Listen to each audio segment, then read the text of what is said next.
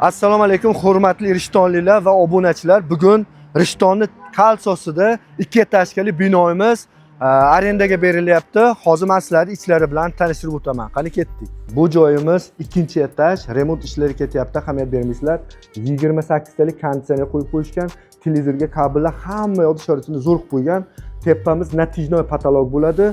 Umumiy maydonimiz 5 ga 10 ekan. Mana ko'chadan qaraganda ikkinchi qavatimizga chiqish joyi yon tomondan ekan. Egasini aytishi bo'yicha oldi tomondan qilib berishlari mumkin ekan. Parkovkaga joylari bor. Hamma yo'g'i lokatsiyasi rosa zo'r joyda. Bu joyimizni ikkala qavati ham arendaga beriladi.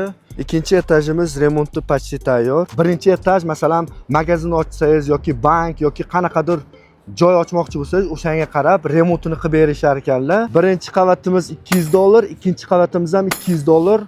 Oz-moz sunnatiga tushib berishadi. Kimga kerak bo'lsa, pastda nomerlar qoldiraman. Bemalol aloqaga chiqib, gaplashib olishlaring mumkin.